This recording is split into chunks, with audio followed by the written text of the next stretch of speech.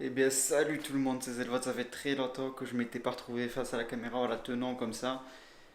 Ça doit faire à peu près un an, peut-être, je pense. À chaque fois, j'étais assis face à la caméra, je présentais des trucs.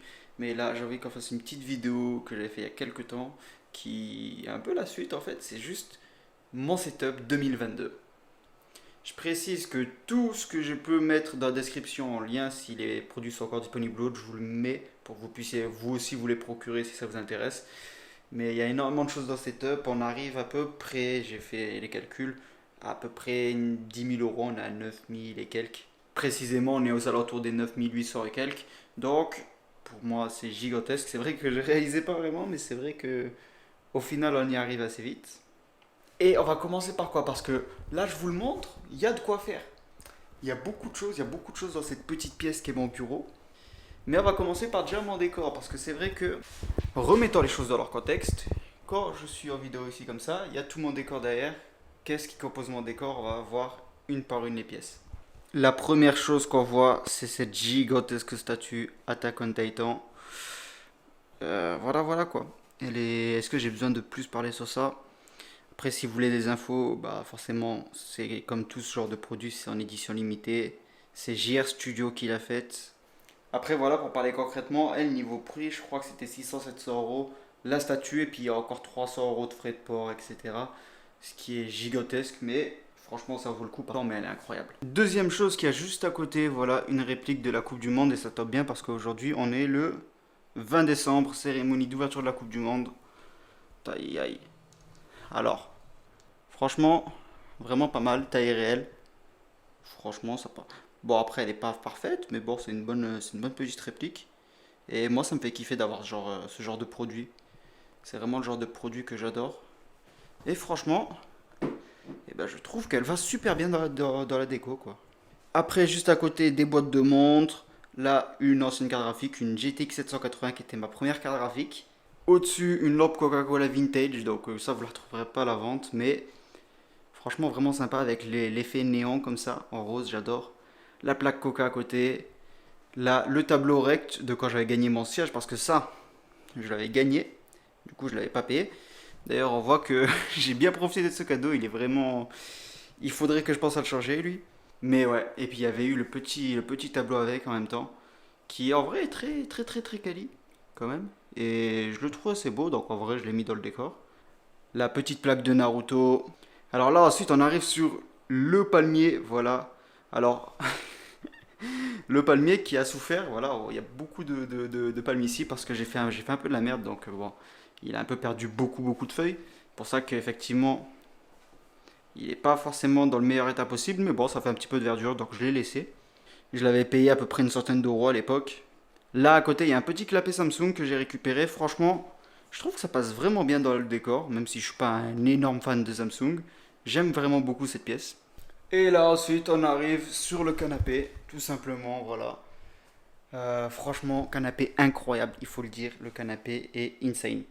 D'une, c'est un confort rarement vu aussi confortable. De deux, je peux m'allonger en entier dessus. Ça veut dire que si demain il y a une galère, j'ai besoin de dormir dessus, je peux dormir dessus à l'aise. Là, juste deuxième partie du décor qu'on voit pas vraiment, mais pour allumer des encens de temps en temps, là, le fameux lion de l'Olympique Lyonnais. Une petite pièce que j'aime bien qui reste ici, mais bon, elle fait son taf quand même. Et là, un petit verre en édition limitée de Zelda, parce que bah, je kiffe Zelda. Et enfin, du coup, juste en dessous de ça, parce que ça, ce meuble-là que je trouve très très beau, c'est un ancien meuble télé.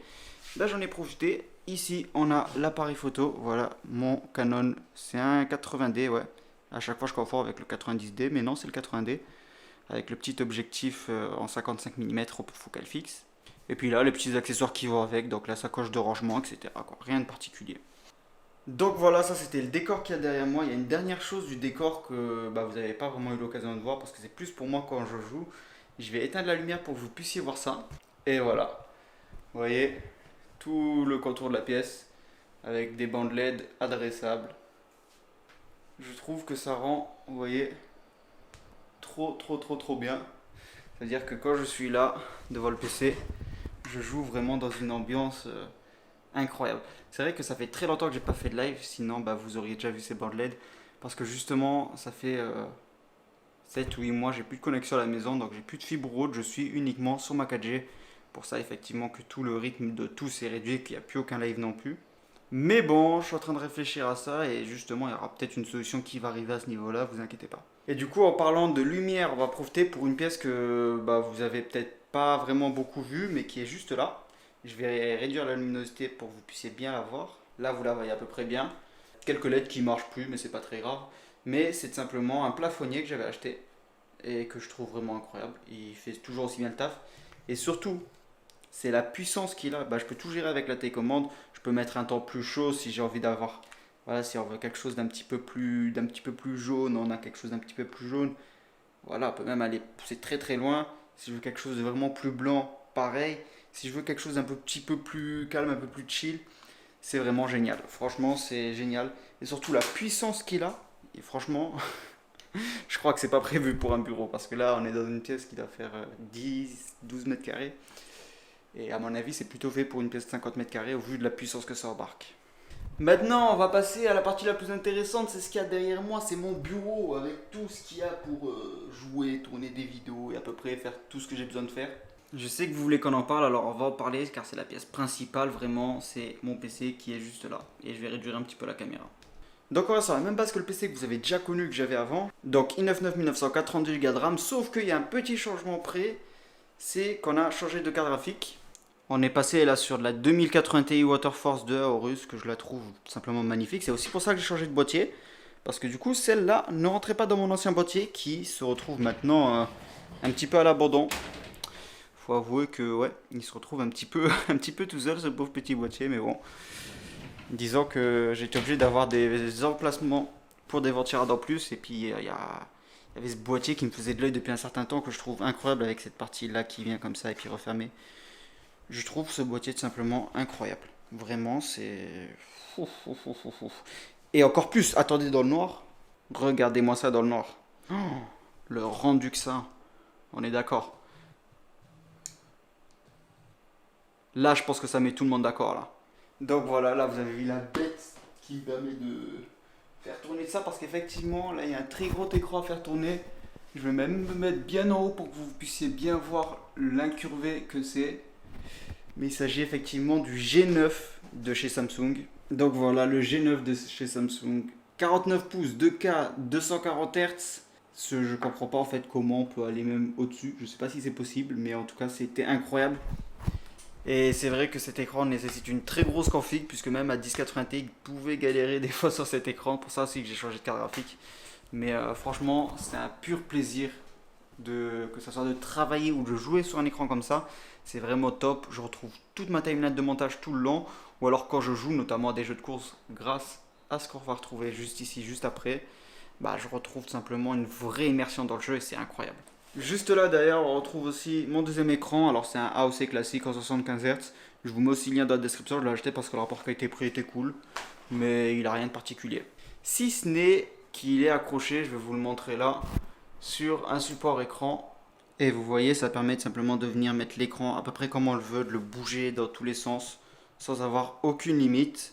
J'en profite à être là aussi pour vous montrer ça. Ça c'était le Elgato... comment ça s'appelle? Le Elgato, le bras d'Elgato tout simplement, que j'ai trouvé quelque chose de bien mieux. C'est le bras Tarion. Le bras Tarion que je vous ai présenté dans une autre vidéo. Je vous mets tous les liens en description de toute façon. Et qui est en vrai 100 fois mieux et en plus moins cher que celui d'Elgato. Juste j'utilise celui d'Elgato pour la caméra et puis comme ça lui pour les tournages additionnels quand j'ai besoin d'une deuxième caméra c'est parfait. Ensuite là on va arriver sur le matériel audio. Alors là il y a la petite Focusrite que j'ai incrustée dans mon bureau tout simplement. Je la trouve très très propre comme ça. Et qu'est-ce qu'on retrouve branché sur cette Focusrite? D'abord en casque avec un adaptateur jack vers micro jack. On va retrouver le petit Logitech G Pro, toujours le même, j'ai toujours pas changé. La seule chose que j'ai changé c'est que j'ai mis des mousses en tissu pour avoir moins mal aux oreilles vu que j'ai des lunettes. Et sinon, par ça, il fait toujours aussi bien le taf. Il reste, pour moi, ça reste vraiment une des meilleures références en casque.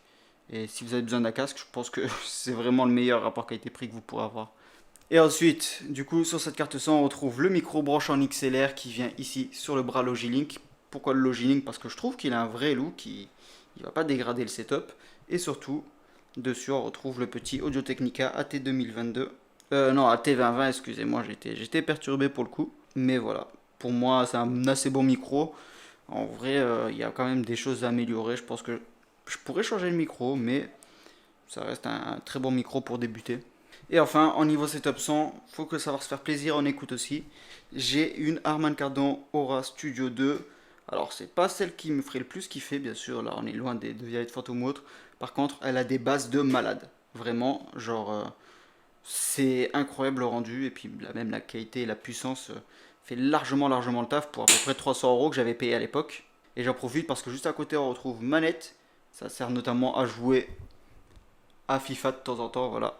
Je la prends, je la branche ici grâce au hub que j'ai intégré et basta, on est tranquille. Et ensuite, bah, un petit support s'il faut caler une caméra ou même juste prendre des photos, c'est pratique. Après, là sur le bureau, on va retrouver mon clavier, donc le Asus ROG Zenstrix Scope TKL, je crois, un truc comme ça. Je changerais bien de clavier pour un full custom, un vrai custom, mais pour le moment, je me contente de lui, on verra bien par l'avenir. Là, mon petit Stream Deck où je peux tout faire absolument. J'ai l'heure, la date, mon nombre d'abonnés, l'utilisation de mon processeur, des raccourcis que ce soit pour Twitch, VoiceMeeter, Banana, les logiciels ou encore plein d'autres choses. Enfin, vraiment, que ce soit en bureautique ou en stream ou autre, franchement, je peux que le conseiller. Même pour de la bureautique, c'est un vrai assistant dans la vie de tous les jours, c'est excellent. Là, après, on retrouve la petite souris, donc ma petite souris principale en bureautique, la Logitech G902 Hero. 903, excusez-moi, 903 Lightspeed, que je trouve incroyable, voilà, qui est sans fil et qui avec une autonomie franchement folle. Et là, la souris de jeu qui est aussi du sans fil parce que bah, j'essaye de plus en plus y passer, qui est la Glorious Gaming Model O, qui par contre est méga légère, c'était pour ça que je l'avais acheté. Franchement, si vous cherchez une souris légère, partez dessus directement. Et enfin, on arrive sur ce qui me fait kiffer depuis quelques mois, le Simu. Donc voilà, c'est un petit Logitech G29. Franchement, pas grand chose à dire. Il y a tout ce qu'il faut. Il est posé sur une base pas très solide, mais qui fait l'affaire. En ce moment, je joue surtout à F1 2022 que je trouve incroyable. Et franchement, j'upgraderais bien cette partie pour passer sur un vrai volant style F1 et tout.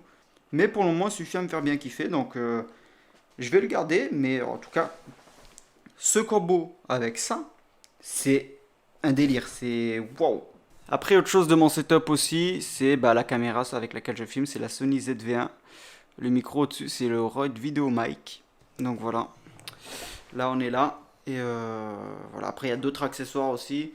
Notamment, je vais l'avoir juste ici, le Saramonic.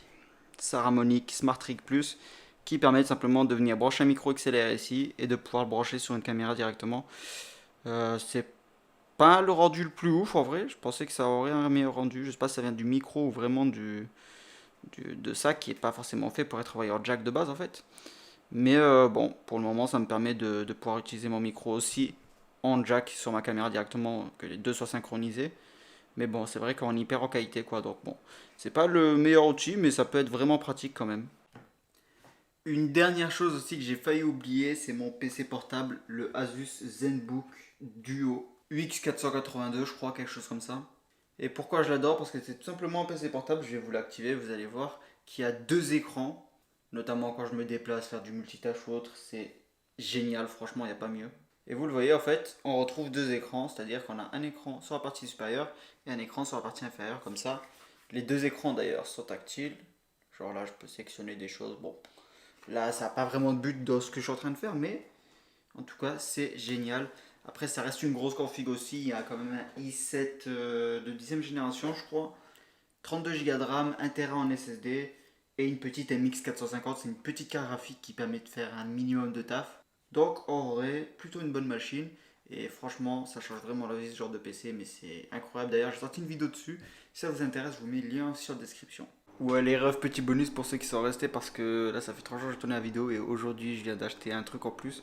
Et ça rend trop bien. Regardez, c'est ça là. C'est genre une colonne à la bulle. Je l'ai pas payé cher, je l'ai payé genre 40 €. Vous voyez, ça pète. Et surtout, regardez là, quand j'éteins la lumière, quand on se met un peu plus, voilà, ça pète trop. Par contre, écoutez le bruit que ça fait.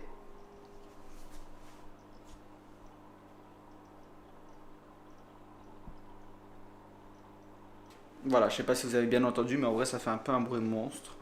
C'est dommage, mais en vrai, c'est stylé. Genre, vous voyez. Parce que forcément, il y a une pop, donc ça fait du bruit, mais c'est stylé quand même. Bon, voilà, j'oublie sûrement peut-être des choses, c'est possible, parce qu'en vrai, il y a beaucoup de choses dans ce setup. Et notamment, surtout en fait sur les petits accessoires que je risque d'oublier, les petits trucs qui peuvent m'aider de temps en temps. Mais là, de tête, j'ai à peu près tout présenté. J'espère aussi que ça en a inspiré quelques-uns qui cherchent peut-être des conseils ou des inspirations pour leur setup. En tout cas, n'oubliez pas que tous les liens sont dans la description. N'hésitez pas à vous laisser un like et à vous abonner. Faites-moi un retour sur mon setup en commentaire. C'était Zelvol, je vous dis à une prochaine vidéo. Salut. Bugatti riding slow tonight, 'cause I'm loving every